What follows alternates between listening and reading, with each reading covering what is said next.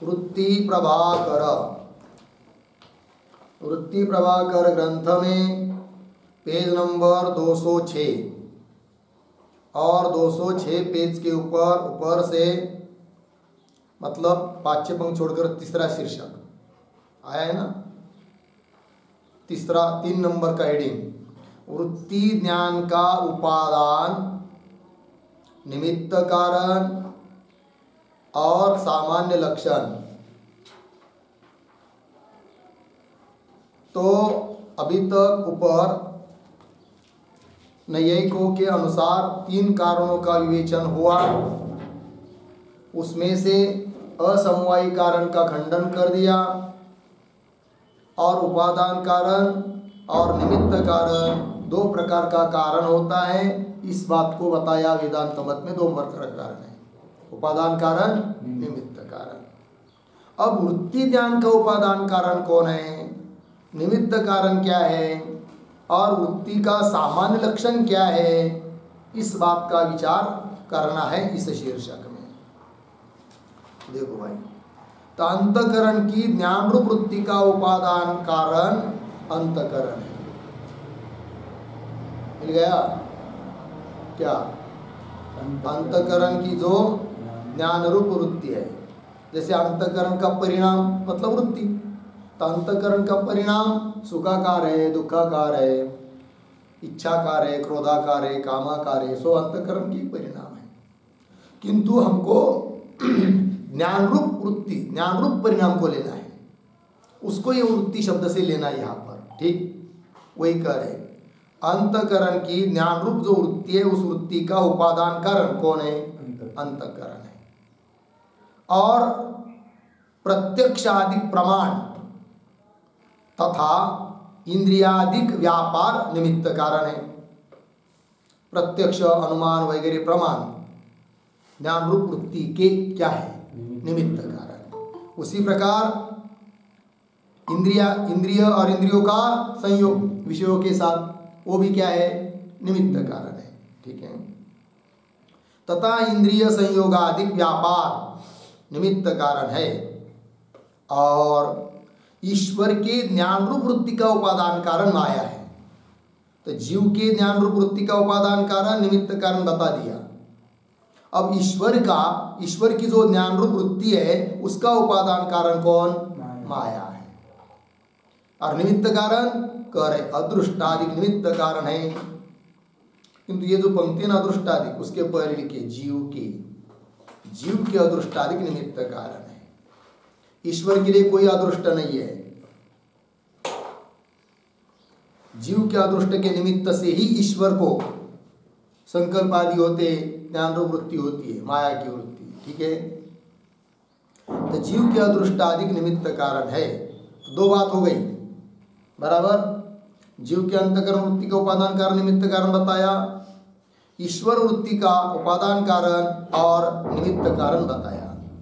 अब आगे भ्रमरूप वृत्ति का कारण अविद्या है। मिल गया। तो आप यहाँ पर भी कारण शब्द के पहले एक शब्द लिखिए उपादान कारण, ठीक है। भ्रम वृत्ति का उपादान कारण अविद्या है।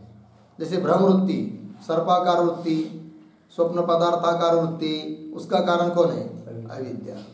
भ्रम वृत्ति का उपादान कारण अविद्या है, निमित्त कारण दोष है। यह वार्ता ख्याति निरूपण में स्पष्ट होगी। तो भ्रमरूप वृत्ति का उपादान कारण अविद्या कैसी होती है, इस बात का विवेचन आगे होने वाला है।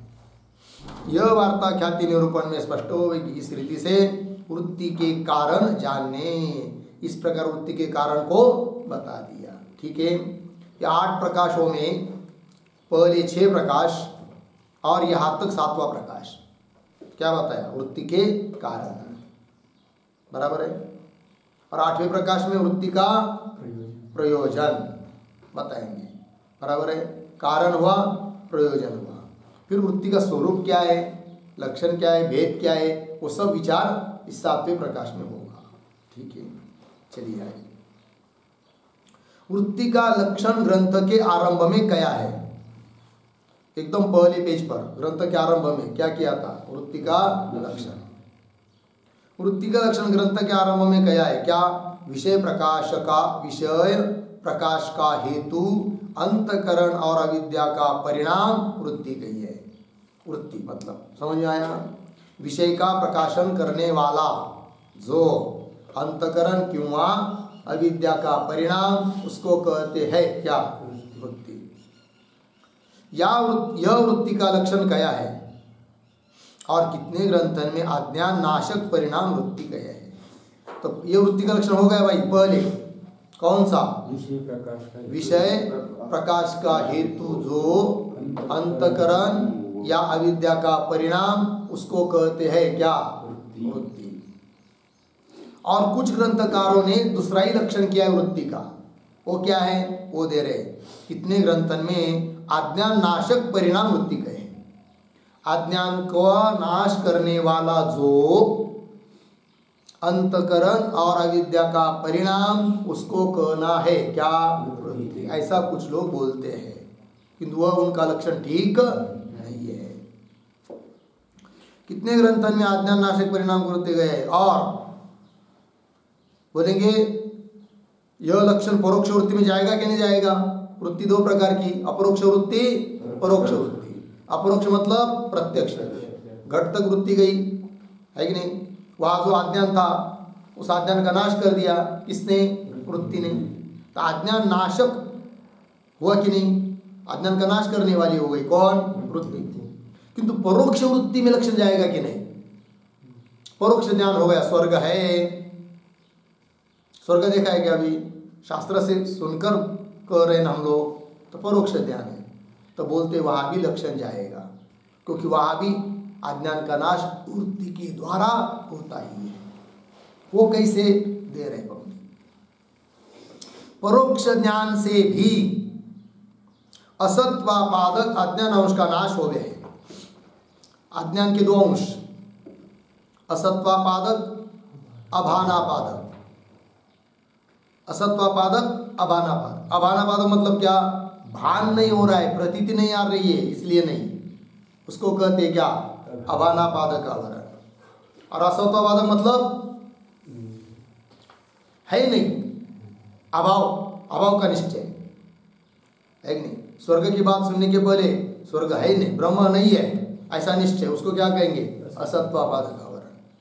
और फिर शास्त्र सुना और लोगों ने, बहुत सारे लोगों ने बताया, फिर दिमाग में बात बैठ गई, हाँ नहीं नहीं स्वर्ग होता है।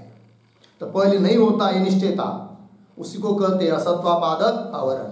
और उसका नाश हो गया किससे? परोक्ष ज्ञान से। बराबर? ब्रह्म है, निश्चय हो गया, तो असत्वापादक आवरण का क्या हुआ? नाश हुआ। तो आवरण नाशकत्व आया कि नहीं? यहाँ पर भी आ गया, लक्षण घट गया, वही दे रहे। और परोक्ष ज्ञान से भी असत्वापादक अज्ञान अंश का नाश हो गए है। लग गया इतना? आगे क्या है? अथवा है ना, अथवा को काटना है, उसके जगह लिखना है यद्यपि।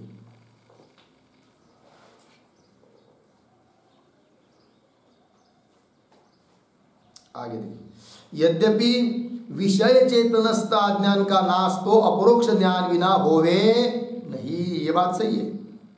विषय चेतनस्थ, विषय घट, बराबर है कि नहीं? तो विषय हुआ घट, घटोपहित चेतनस्थ जो अविद्या किंवा अज्ञान, उसका नाश तो अपरोक्ष वृत्ति से ही होता है। प्रत्यक्ष वृत्ति घट तक जो जाती है उससे। यद्यपि विषय चेतनस्थ अज्ञान का नाश तो अपरोक्ष ज्ञान बिना होवे नहीं, तथापि तो भी प्रमातृ चेतनस्थ अज्ञान का नाश परोक्ष ज्ञान से भी हो गया है। प्रमातृ चैतन्य है कि नहीं? प्रमाता अंतकरणोपय चैतन्य किंवा अंतकरण विशिष्ट चैतन्य, उसको कहते हैं प्रमातृ चैतन्य। उस चेतनस्थ जो अज्ञान, ब्रह्म नहीं है इस प्रकार का अज्ञान, स्वर्ग नहीं है इस प्रकार का अज्ञान, प्रमातृ चेतनस्थ अज्ञान, उस अज्ञान की निवृत्ति तो परोक्ष ज्ञान से भी होती है। बराबर? तथापि प्रमातृ चेतनस्थ अज्ञान का नाश परोक्ष ज्ञान से भी हो गए। याते परोक्ष वृत्ति में उक्त लक्षण की आगे क्या है? व्याप्ति है ना, वह एक अलिखित अव्याप्ति नहीं। याते परोक्ष वृत्ति में उक्त लक्षण की, उक्त लक्षण मतलब कौन सा लक्षण? वृत्ति का लक्षण कौन सा? अज्ञान नाशक परिणाम को वृत्ति कहते हैं। क्या? अज्ञान नाशक परिणाम को वृत्ति कहते हैं। ये जो कुछ ग्रंथकारों ने लक्षण किया है, इस लक्षण की परोक्ष वृत्ति में भी अव्याप्ति नहीं, अर्थात वह लक्षण जाता नहीं, ऐसी बात नहीं, लक्षण जाता है, कम नहीं पड़ रहा है, अव्याप्ति नहीं आ रही है। समझ में आई बात? याते परोक्ष वृत्ति में उक्त लक्षण की अव्याप्ति नहीं, तथापि या तक बात बता दी, लक्षण बन गया। फिर कौन सा? अज्ञान नाशक परिणाम को वृत्ति कहते हैं। आप लोग बोलेंगे तो अच्छा रहेगा। क्या लक्षण है? पुनः बोलो। हाँ, अज्ञान का नाशक जो परिणाम उसको कहते हैं क्या? वृत्ति। ये लक्षण गया ना, परोक्ष वृत्ति में भी गया, अव्याप्ति हुई ही नहीं। किंतु ये जो अन्य ग्रंथकारों ने लक्षण किया है ना, उन्होंने तो अपने हिसाब से घटा दिया, किंतु उस लक्षण में दोष है, बराबर नहीं है वो लक्षण, सभी जगह जाता नहीं। इसलिए भले परोक्ष वृत्ति में भी जा रहा है, कोई बात नहीं, किंतु ऐसी कुछ जगह है कि वहां पर वो लक्षण जाता नहीं है। उदाहरण दे रहे, तथापि सुख दुख के ज्ञान रूप वृत्ति में और माया वृत्ति रूप ईश्वर के ज्ञान में तथा शुक्ति रस्तादि गोचर भ्रमरूप अविद्या वृत्ति में, तीन जगह बताया। एक लक्षण के, एक है ना, एक को काटिए, वहां लिखे उक्त लक्षण के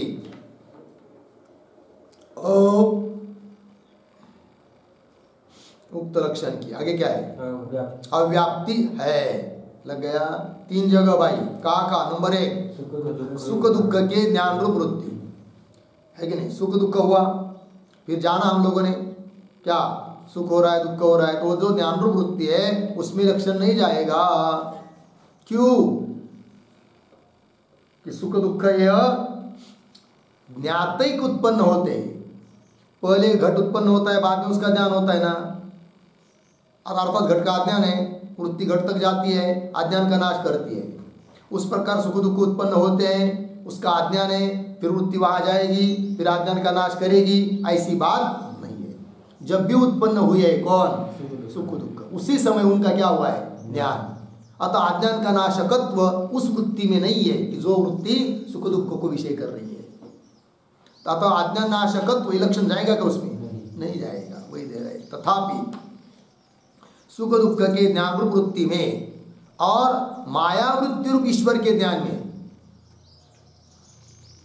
ईश्वर को माया वृत्ति से समस्त जगत का ज्ञान होता है कि नहीं, उसमें भी लक्षण नहीं जाएगा। बराबर है कि नहीं?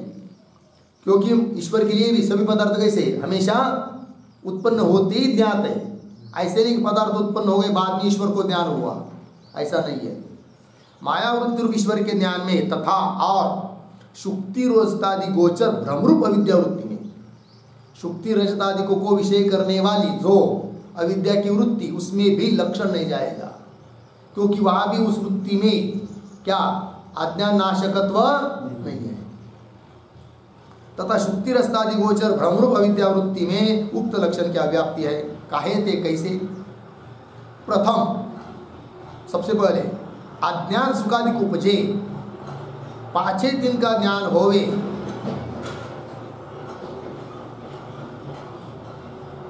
लग गया?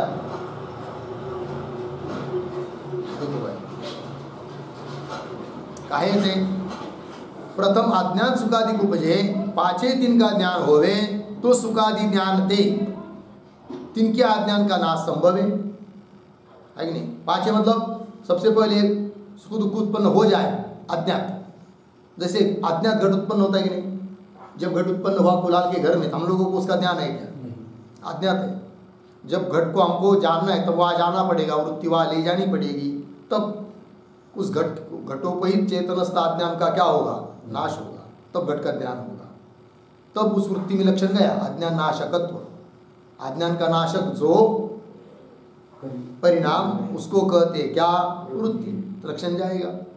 किंतु सुख दुख कैसे? ज्ञात उत्पन्न होते, अज्ञात नहीं। प्रथम अज्ञात सुखादि उपजे, पाछे बाद में तिनका ज्ञान होवे तो सुखादि ज्ञान ते, तिनके अज्ञान का नाश संभव है। किंतु सो अज्ञात सुखादि है नहीं, किंतु अज्ञात सुखादि उत्पन्न होते नहीं है, इसीलिए वह लक्षण नहीं जा रहा है वृत्ति का। क्या हो गई? अव्याप्ति। जाना चाहिए ना लक्षण। किंतु सुखादिक और तिनका ज्ञान एक काल में उपजे है।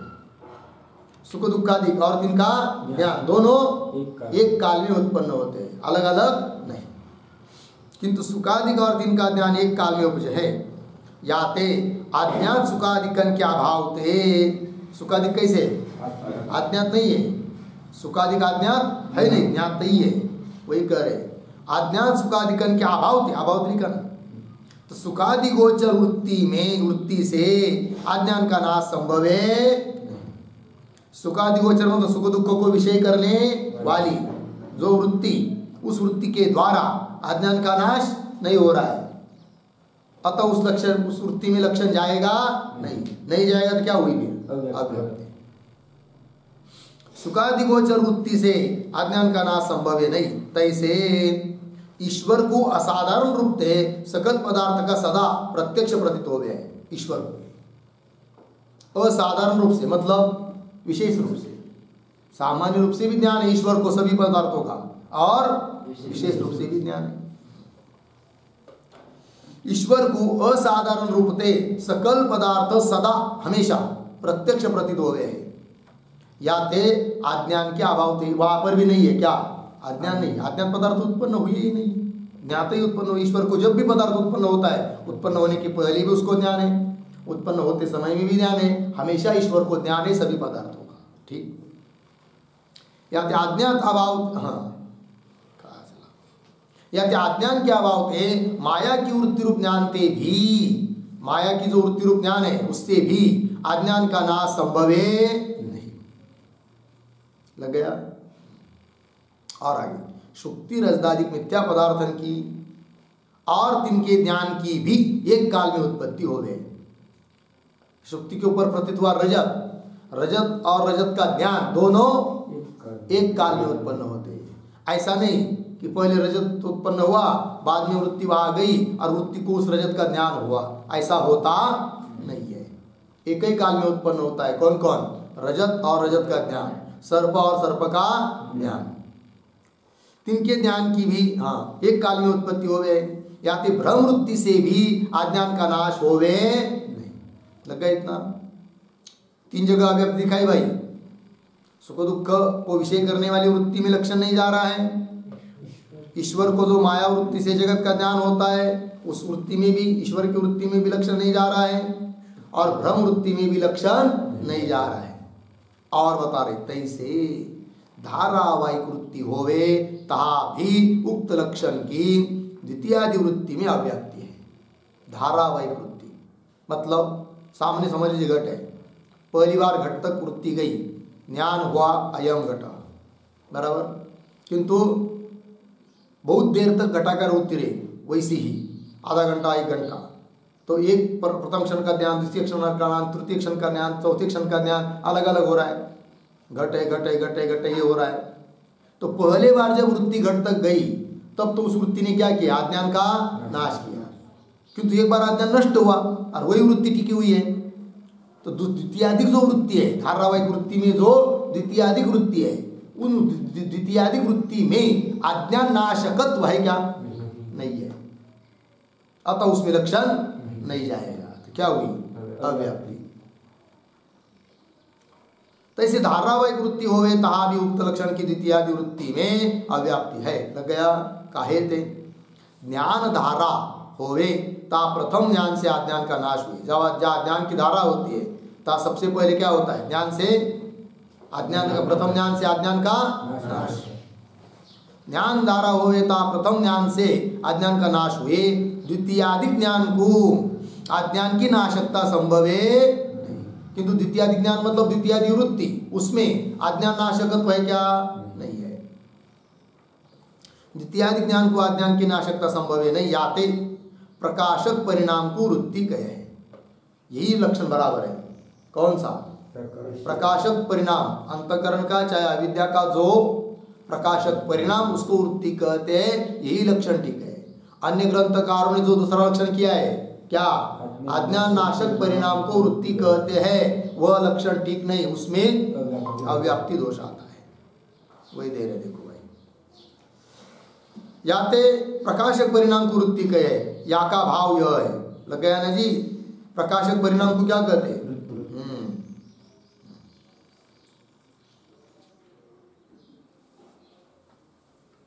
और या का भाव यह है क्या, उसका भी भाव समझ लीजिए। प्रकाशक परिणाम को वृत्ति कहते मतलब क्या, वो दे रहे, अस्थि व्यवहार का हेतु जो अविद्या और अंतःकरण का परिणाम सो वृत्ति कही है।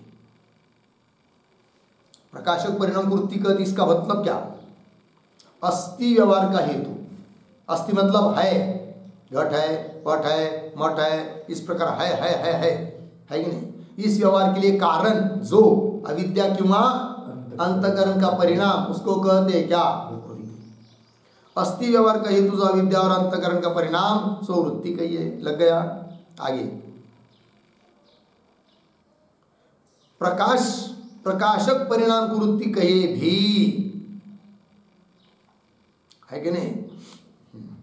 ये जो चालू हुआ ना वाक्य, क्या प्रकाशक परिणाम, उसके पहले एक शब्द केवल,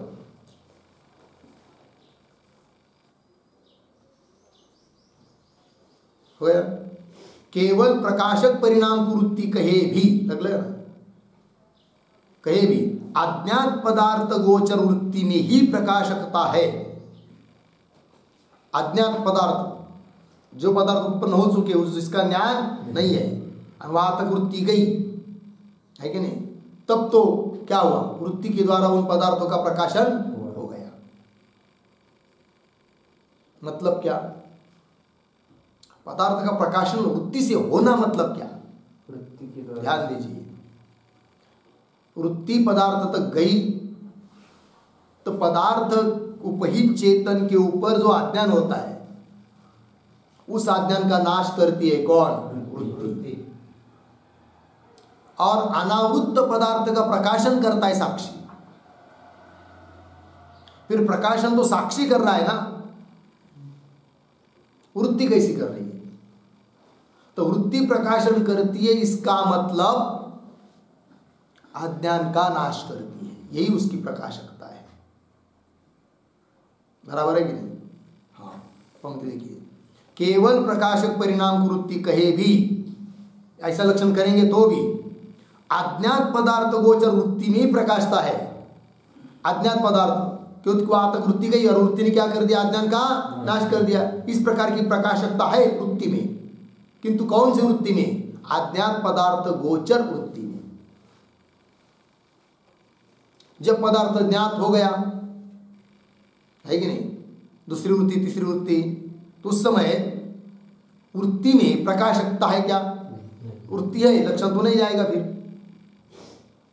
अतः लक्षण का भाव समझना पड़ा। अस्थि व्यवहार का कारण जो अंतःकरण और अविद्या का परिणाम, उसको कहते क्या, वृत्ति। पंक्ति देखिए, केवल प्रकाशक परिणाम को वृत्ति कहे भी अज्ञात पदार्थ गोचर वृत्ति में ही प्रकाशकता है। लग गया। और अनावृत्त गोचर वृत्ति में प्रकाशकता है नहीं। बात लगी। अनावृत्त, ध्यान दीजिए भाई, पदार्थ दो प्रकार, आवृत्त पदार्थ, अनावृत्त पदार्थ। आवृत्त मतलब अज्ञान से आवृत्त, कि जिसके ऊपर अज्ञान है कि नहीं। घट ज्ञान नहीं हमको, अभी पता नहीं कहाँ है, इसका मतलब घट विषय क्या है, अज्ञान। तो अज्ञान से आवृत्त है वो कौन, घट। फिर वहां पर जब वृत्ति जाएगी घट का ज्ञान करने के लिए, तो उस वृत्ति में तो लक्षण घट जाएगा, क्योंकि लक्षण क्या किया है, प्रकाशक परिणाम को वृत्ति कहते हैं। फिर वहां पर वृत्ति तो प्रकाशन कर रही है, किसका, घट का। वृत्ति घट का प्रकाशन कर रही है, मतलब क्या, उस घट विषय का अज्ञान का नाश कर रही है, यही उसकी प्रकाशन करना है। तो लक्षण गया। किंतु सुख दुख को जानने के लिए, सुख दुख का ज्ञान रूप जो वृत्ति है, उस वृत्ति में लक्षण नहीं जाएगा, क्योंकि वहां पर वृत्ति प्रकाशन कर ही नहीं रही है। किसका? सुख दुख का। सुख दुख का प्रकाशन कौन करता है? साक्षी। और वृत्ति की प्रकाशकता कितने अंश में है? अज्ञान का नाश। और सुख दुख का विषय का अज्ञान है ही नहीं है, क्योंकि ज्ञाते की उत्पन्न हुई है, तो वृत्ति की प्रकाशकता वह है नहीं, तो लक्षण क्या हुआ? अव्याप्त हुआ। कौन सा? प्रकाशक परिणाम को वृत्ति कहते हैं। ऐसा केवल लक्षण करेंगे, यह लक्षण की भी क्या हुई? अव्याप्ति हुई। कहाँ पर? अनावृत्त पदार्थ गोचर वृत्ति में लक्षण की क्या हुई? अव्याप्ति। अतः लक्षण का भाव क्या निकाला? अस्थि व्यवहार के लिए कारण जो अंतःकरण की वह विद्या का परिणाम, उसको कहते हैं क्या? वृत्ति। तब लक्षण में दोष नहीं है, क्योंकि सुखाकार वृत्ति में भी सुख है, दुख है, अस्थि और हो रहा है कि नहीं? है करके, तो लक्षण गया, फिर अव्याप्त नहीं हुआ, वही दे रहे हैं। और अनावृत्त गोचर मतलब अनावृत्त पदार्थ जैसे सुख दुख वगैरह, उसको विषय करने वाली वृत्ति में प्रकाशकता है नहीं। काहे थे? कैसे? अनावृत्त चेतन के संबंध से ही विषय प्रकाश के संभवते। बराबर। अनावृत्त चेतन मतलब साक्षी, बराबर। उसका संबंध जब आता है पदार्थों के साथ, तब उस पदार्थ का क्या होता है? प्रकाशन। अनावृत्त चेतन के संबंध से ही विषय प्रकाश के संभवते, विषय का प्रकाशन होता है। विषय प्रकाश के संभवते केवल वृत्ति में प्रकाशकता कल्पना अयोग्य है। केवल वृत्ति में नहीं है क्या? प्रकाशकता। बराबर है। याते वृत्ति में अज्ञान नाशकता से बिना अन्यविध प्रकाशता के असंभवते। द्वितीय लक्षण की भी प्रथम लक्षण की नाई सुखादिगोचर वृत्ति में अव्याप्ति होवेगी। लग गया पंक्ति की। याते वृत्ति में अज्ञान नाशकता से बिना अन्य विध प्रकाशता के असंभव थे। वृत्ति में प्रकाशकता है, कैसी वो प्रकाशकता? अज्ञान नाशकता। अज्ञान का नाश करना यही प्रकाशकता है। किसमें? वृत्ति में। याते वृत्ति में अज्ञान नाशकता से बिना अन्यविध प्रकाशता के असंभव थे। अन्य प्रकार की प्रकाशकता है नहीं। किसमें? वृत्ति में। याते वृत्ति में अज्ञान नाशकता से बिना अन्यविध प्रकाशता के असंभव थे। लग गया ना? द्वितीय लक्षण की भी लग गया। द्वितीय लक्षण की भी प्रथम लक्षण की नाई सुखादिगोचर वृत्ति में क्या होगी? अव्याप्ति होगी। जो दूसरा लक्षण है ना, उसकी भी क्या होगी? अव्याप्ति। पहले दूसरा लक्षण मतलब कौन सा?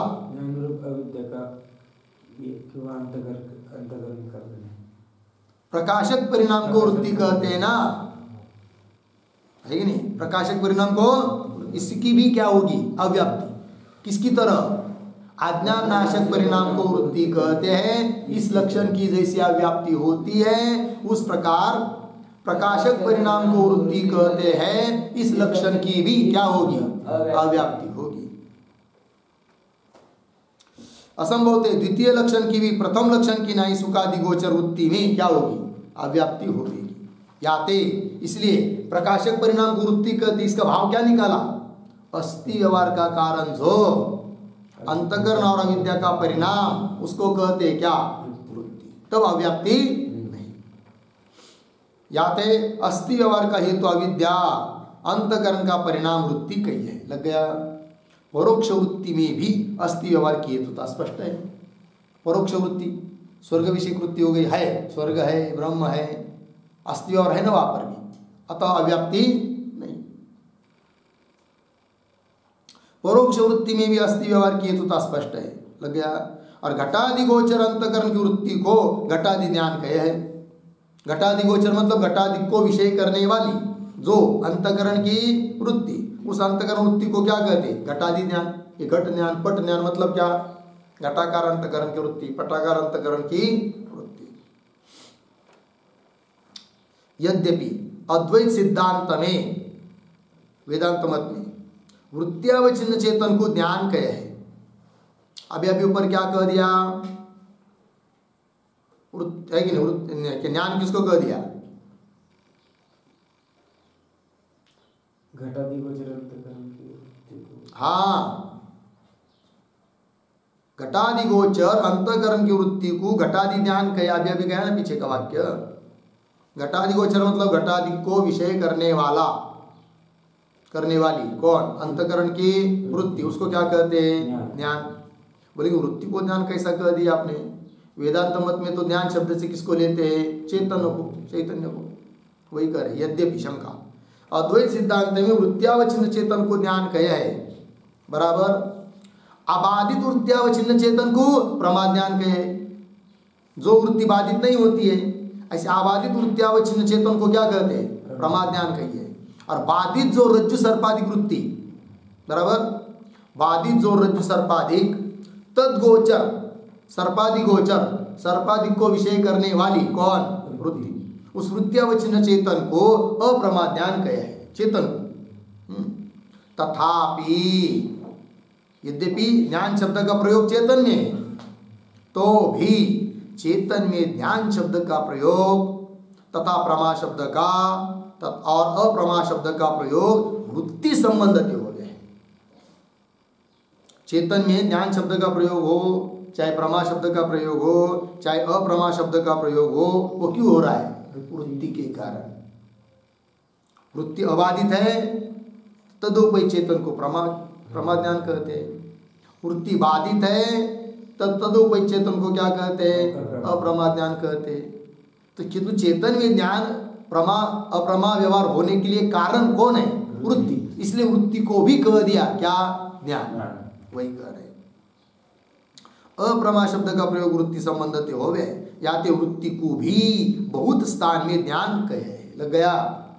इस रीति से प्रमा अप्रमा भेद से दो प्रकार की वृत्ति गई। तो वृत्ति के मुख्य दो प्रकार हुई। कौन वृत्ति? प्रमावृत्ति, अप्रमावृत्ति।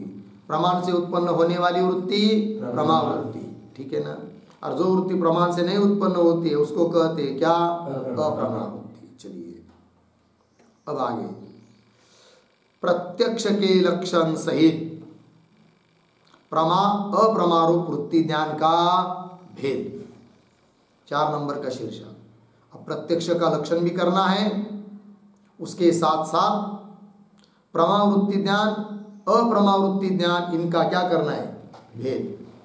प्रमा अप्रमारूप वृत्ति ज्ञान का भेद। अब देखो भाई, अप्रमा भी यथार्थ यथार्थ भेद से दो प्रकार की है, कई है।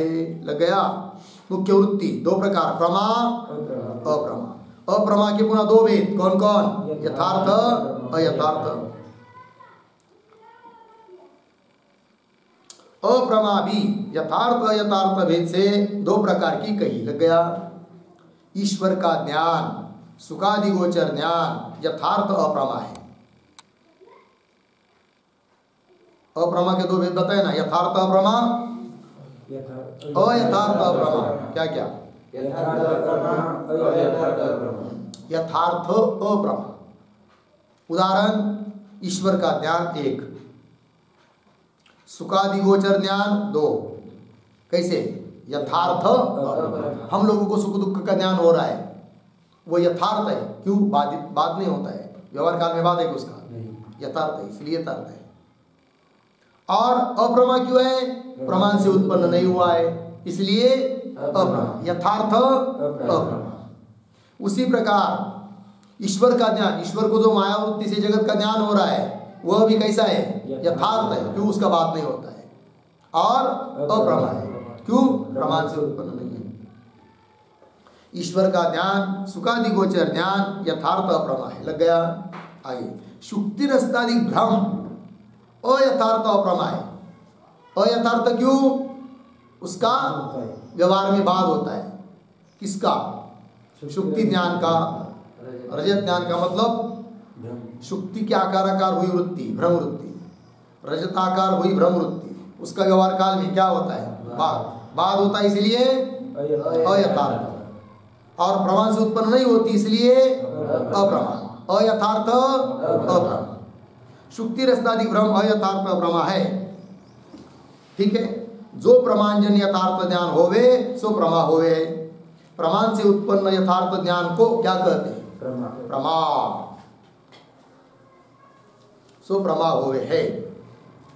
आगे ईश्वर ज्ञान अधिक प्रमाणजन्य नहीं। ईश्वर का ज्ञान, सुख दुख का ज्ञान क्या नहीं है? प्रमाणजन्य नहीं, इसलिए प्रमा नहीं। प्रमा नहीं तो फिर क्या है? अप्रमा है। ईश्वर ज्ञान अधिक प्रमाणजन्य नहीं, याते प्रमा नहीं। अच्छा, दोषजन्य नहीं, याते भ्रम भी नहीं। दोषजन्य होता तो क्या कहते? भ्रम, मतलब अयथार्थ। अयथार्थ भी नहीं है क्योंकि दोषजन्य नहीं है। दोषजन्य नहीं, याते भ्रम भी नहीं। और बहुत ग्रंथन में तो प्रमा का अन्य ही लक्षण गया है। बहुत सारे ग्रंथन में प्रमा का लक्षण अलग ही दिया है। वो क्या है?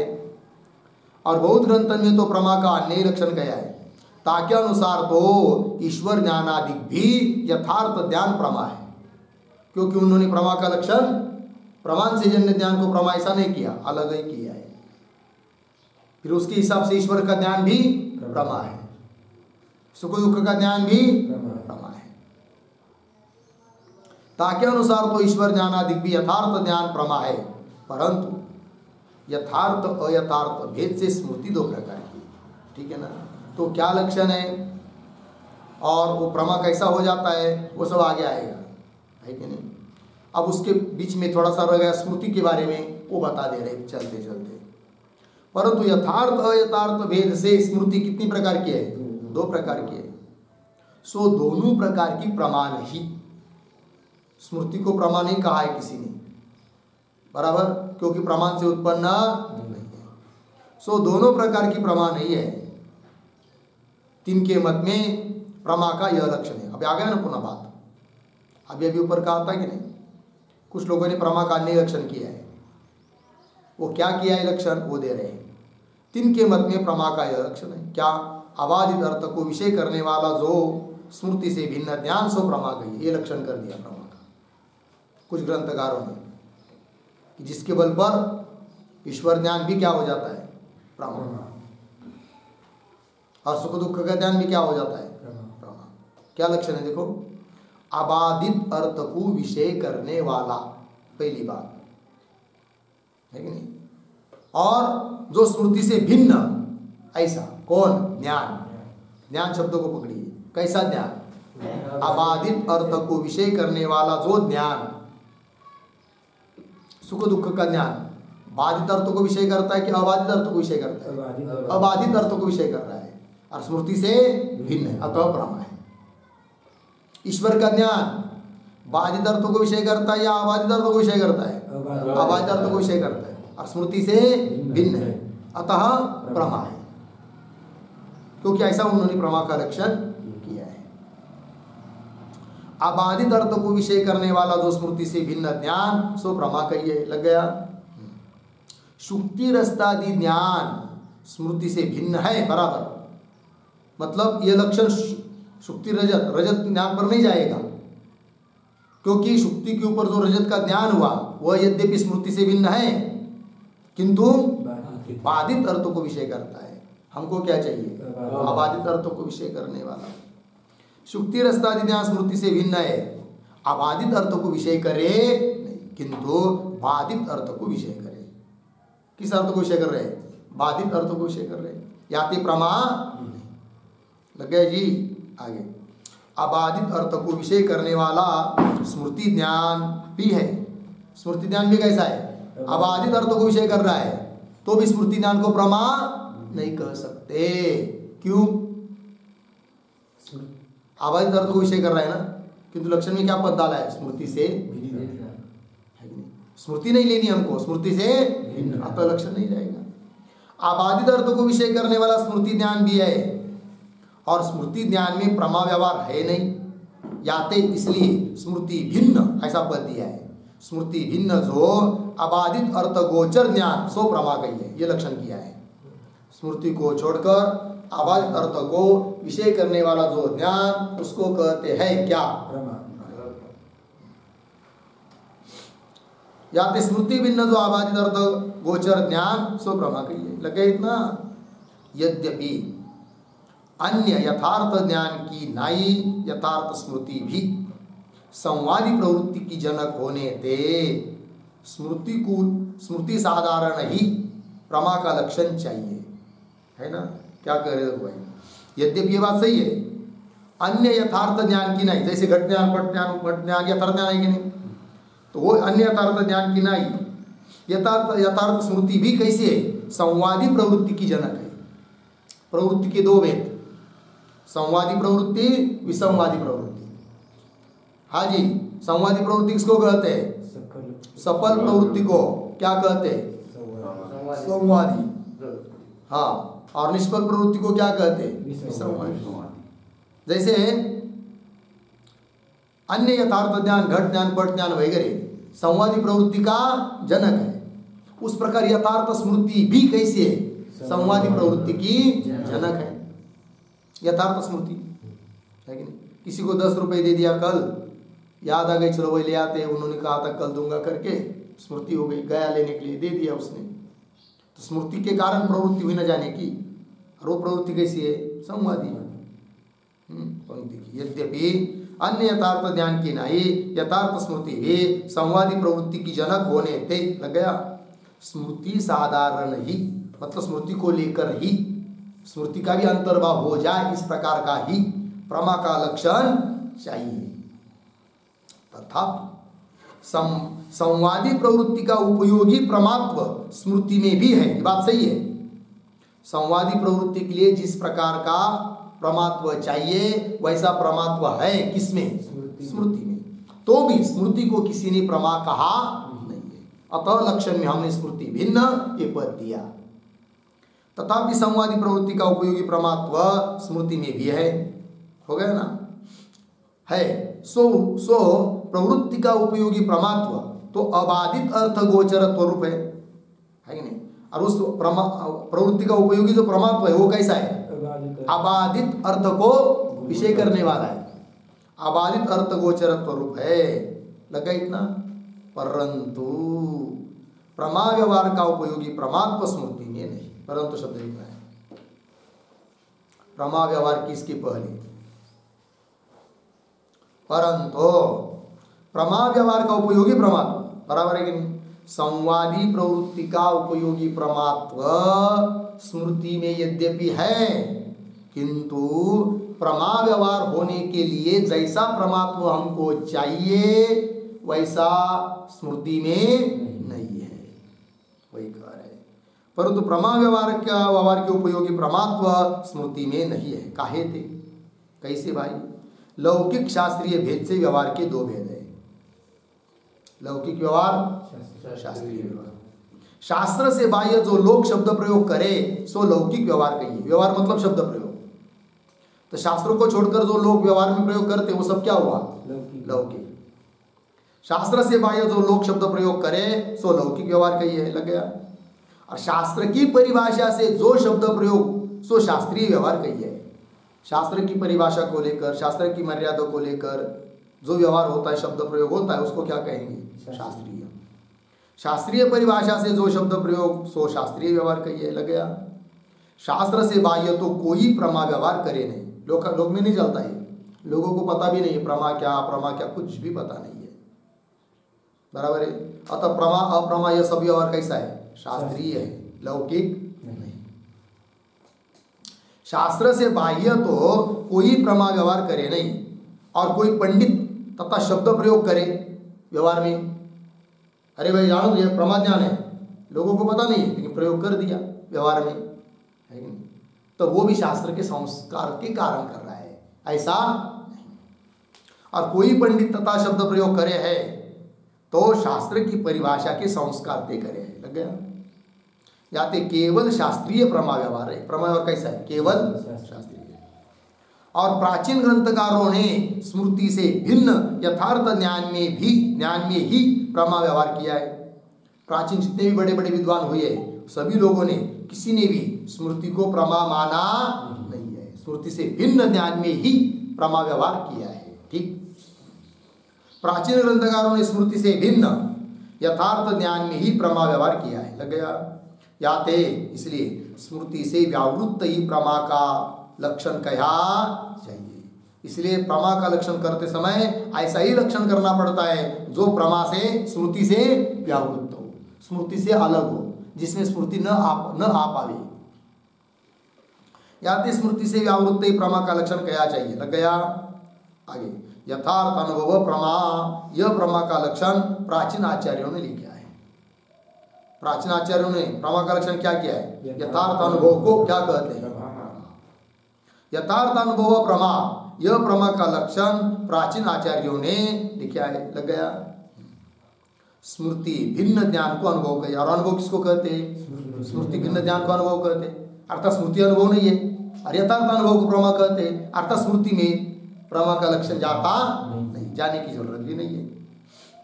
स्मृति भिन्न ज्ञान को अनुभव कहे, याते स्मृति में प्रमा व्यवहार इष्ट नहीं, अपेक्षित नहीं है स्मृति में प्रमा व्यवहार, और प्रत्यक्षादि ज्ञानों से विलक्षण स्मृति ज्ञान है।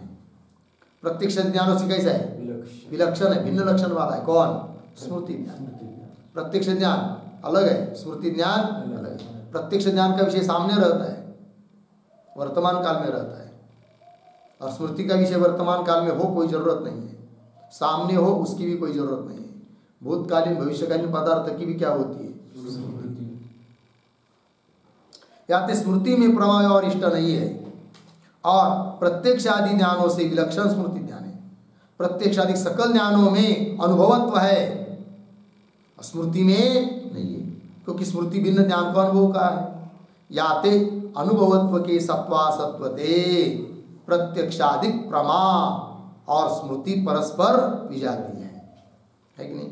अनुभव का, अनुभवत्व का सत्व असत्व, रहना न रहना, अनुभवत्व जहाँ है कि नहीं, वहाँ पर प्रमा, प्रमा व्यवहार, अनुभवत्व नहीं वहाँ प्रमा व्यवहार नहीं। पंक्ति देखिए, याते अनुभवत्व के सत्वा सत्वते, रहने न रहने से प्रत्यक्षादिक प्रमा शब्द लिखिए, प्रत्यक्षादिक प्रमा और स्मृति ये परस्पर क्या है, विजाती है, भिन्न जाति वाले, क्योंकि प्रत्यक्षादिक प्रमा में क्या है, अनुभवत्व है, और स्मृति में क्या नहीं है, अनुभवत्व नहीं है, अतः दोनों कैसे हुई, विजाती है। जैसे प्रत्यक्ष अनुमिति शाब्दादि ज्ञानों में क्रमशः क्या है, प्रत्यक्षत्व अनुमितित्व शाब्दत्व। प्रत्यक्ष ज्ञान में प्रत्यक्षत्व, अनुमिति ज्ञान में अनुमितित्व, शाब्द ज्ञान में शाब्दत्व। जैसे प्रत्यक्ष अनुमिति शाब्दादि ज्ञानों में प्रत्यक्षत्व अनुमितित्व शाब्दत्वादि विलक्षण धर्म होने थे, भिन्न भिन्न धर्म है ना, विलक्षण धर्म होने थे प्रत्यक्षादि ज्ञान परस्पर विजातीय है, बराबर। और विजातीय प्रमा के करण रूप प्रमाण भी प्रत्यक्ष अनुमान शब्दादि भिन्न है। विजातीय प्रमा अलग अलग प्रमा हुई कि नहीं, उसका करण भी कैसा होगा, फिर भिन्न भिन्न ही होगा। तो विजातीय प्रमा के करण रूप प्रमाण भी प्रत्यक्ष अनुमान शब्दादि के भिन्न है, लग गया। तैसे सकल अनुभव से विजातीय स्मृति है, ताका कारण अनुभव है। सभी अनुभवों से विजातीय है कौन, स्मृति, उसमें अनुभवत्व नहीं है, किंतु स्मृति का कारण है कौन, अनुभव, क्योंकि अनुभव अनुभूत पदार्थ की होती है क्या, स्मृति। पदार्थ का अनुभव, संस्कार की उत्पत्ति, संस्कार अंतःकरण में स्थित रहते हैं, फिर संस्कार का कोई उद्बोधक मिलता है, तब जाकर होती है क्या, स्मृति। तसे सकल अनुभव से विजातीय स्मृति है, ताका कारण अनुभव है, सो किसी प्रमा का करण नहीं। क्या वो अनुभव क्या नहीं है, किसी प्रमा का करण नहीं है, सो किसी प्रमा का करण नहीं, याते प्रमाण नहीं। और प्रमाण से उत्पन्न ज्ञान को क्या कहते हैं, प्रमाण। स्मृति अनुभव से उत्पन्न हो रही है कि नहीं, अतः स्मृति प्रमा नहीं है, सो किसी प्रमा का करण नहीं, याते प्रमाण नहीं, लग गया इतना। यद्यपि ये बात सही है क्या, व्याप्ति ज्ञान का, यद्यपि व्याप्ति का प्रत्यक्ष अनुमिति का करण है। अनुमिति का करण कौन है, व्याप्ति का प्रत्यक्ष मतलब व्याप्ति का अनुभव, अनुभव करण हुआ कि नहीं। यद्यपि व्याप्ति का प्रत्यक्ष अनुमिति का करण होने थे अनुमान प्रमाण है कौन, व्याप्ति का प्रत्यक्ष। तैसे पद का प्रत्यक्ष आगे क्या है, बीच में लिखिए थोड़ा सा, प्रत्यक्ष के आगे शाब्दी प्रमा का करण होने थे, इतना लिखना है। शाब्दी प्रमा का करण होने ते। हो गया? देखो भाई, तैसे प्रत्यक्ष आया, तैसे पद का प्रत्यक्ष, शब्द का प्रत्यक्ष, शाब्दी प्रमा का करण होने ते शब्द प्रमाण है शब्द, शब्द प्रमाण है। आगे, गवय में गो सादृश्य का प्रत्यक्ष, क्या जी? गवय में गो सादृश्य का प्रत्यक्ष, गवय में गो सादृश्य का प्रत्यक्ष उपमान प्रमाण है, बराबर। और प्रत्यक्ष ज्ञान भी अनुभव का ही विशेष है। प्रत्यक्ष ज्ञान भी क्या है? अनुभव का ही, अनुभव ही तो है। प्रत्यक्ष ज्ञान क्या है? अनुभव है।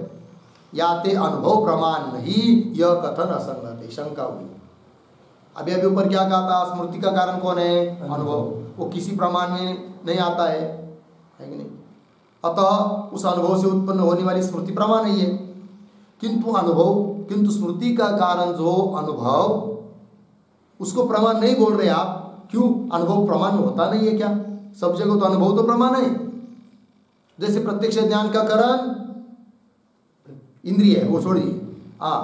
अनुमिति ज्ञान का कारण व्याप्ति ज्ञान अनुभव है।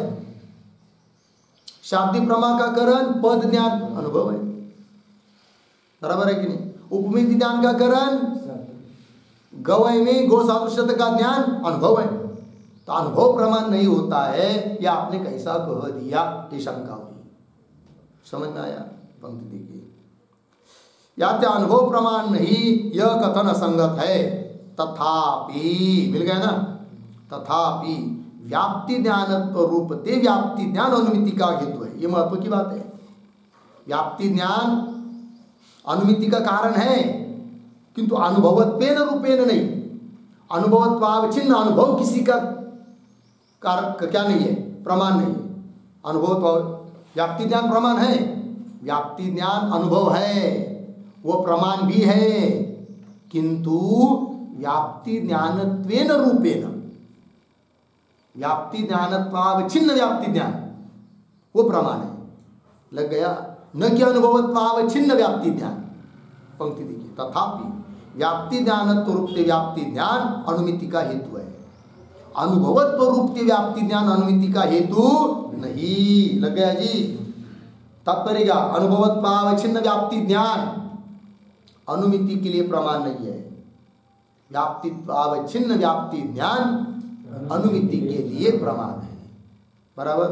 हाँ, अनुभवत्व रूपते व्याप्ति ज्ञान अनुमिति का हेतु नहीं। तैसे पद प्रत्यक्ष, पद का प्रत्यक्ष और सादृश्य ज्ञान भी अनुभवत्व रूपते, अनुभवत्वावच्छिन्न होकर शाब्दी प्रमा और उपमिति प्रमा के हेतु नहीं, बराबर है। आगे, परंतु स्मृति ज्ञान में अनुभवत्व रूपते पूर्वानुभव स्मृति का हेतु है। ये महत्व की बात है। स्मृति ज्ञान में क्या है? अनुभव कारण है। वो किसी व्याप्तित्वावच्छिन्न पद ज्ञानत्वावच्छिन्न ऐसा नहीं, क्या है? अनुभवत्वावच्छिन्न अनुभव स्मृति के लिए क्या है? कारण। और वो उस प्रकार का अनुभव किसी प्रमाण में नहीं आता है, अतः उससे उत्पन्न होने वाली स्मृति प्रमा नहीं। परंतु स्मृति ज्ञान में अनुभवत्व रूपते पूर्वानुभव स्मृति का हेतु है, या ते प्रमाण नहीं। जो स्मृति ज्ञान को भी प्रमा कहे तो कदाचित कोई जबरदस्ती मानेगा कि नहीं, स्मृति ज्ञान भी क्या है? प्रमा है। प्रमा कहे तो विजातीय प्रमा का करण पृथक प्रमाण होवे है। विजातीय प्रमा का करण स्वतंत्र प्रमाण मानना पड़ेगा, प्रमाण होवे। या ते न्याय शास्त्र में तो अनुभव नाम पंच प्रमाण कया चाहिए। फिर न्याय शास्त्र में कितने प्रमाण हो जाएंगे? 5। 4 उन्होंने माना है, 5वां अनुभव हो जाएगा। न्याय शास्त्र में तो अनुभव नाम पंच प्रमाण कया चाहिए। भट्ट और वेदांत मत में सप्त प्रमाण कया चाहिए, किंतु ऐसा किसी ने कहा नहीं है। या ते सकल ग्रंथकारण को स्मृति में प्रमा व्यवहार इष्ट नहीं। सभी ग्रंथकार, कोई भी नहीं चाहता है कि स्मृति को प्रमा कहे। सभी ने कह दिया स्मृति कैसी है? प्रमा ज्ञान से भिन्न है। या ते सकल ग्रंथकारण को स्मृति में प्रमा व्यवहार इष्ट नहीं। लग गया जी?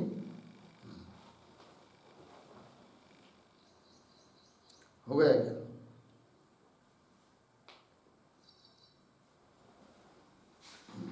और 2-3 पंक्ति लिखिए। और जो कोई, ये है ना, और जो कोई यथार्थ ज्ञान मात्र से प्रमा व्यवहार माने, बस यथार्थ ज्ञान को हम प्रमा कहते, स्मृति भी यथार्थ ज्ञान है, अतः वो क्या हो गई? प्रमा। ऐसा कोई कहेगा कदाचित। यथार्थ ज्ञान मात्र से प्रमा व्यवहार माने तो इसके अनुसार प्रमा के लक्षण में स्मृति भिन्न ऐसा निवेश नहीं करना। लेकिन प्रमा का लक्षण में क्या नहीं करना? स्मृति भिन्न एक पद नहीं देना, तब हो जाएगा स्मृति में लक्षण उसका जाएगा। स्मृति भिन्न ऐसा प्रवेश नहीं करना। अबाधित अर्थों को विषय करने वाला ज्ञान प्रमा का इतना ही लक्षण करना। अबाधित अर्थों को विषय करने वाला जो ज्ञान उसको कहते हैं क्या? प्रमा। स्मृति में भी लक्षण जाएगा फिर। ठीक।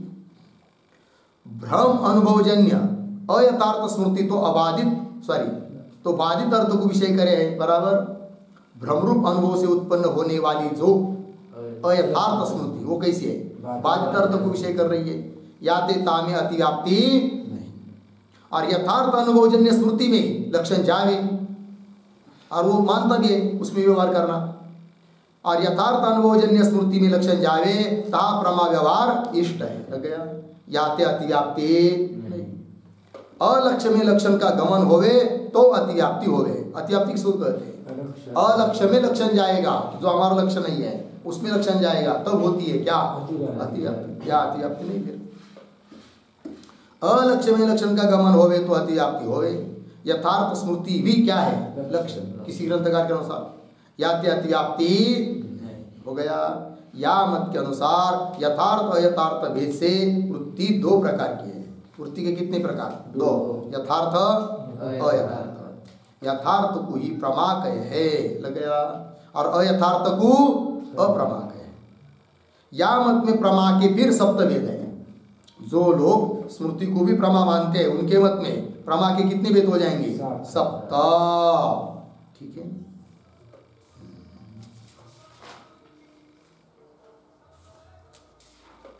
बस कहो बताइए। तो 7 भेद कौन कौन है वो सब बताना है, उसका विचार हम लोग कल करते हैं। ओम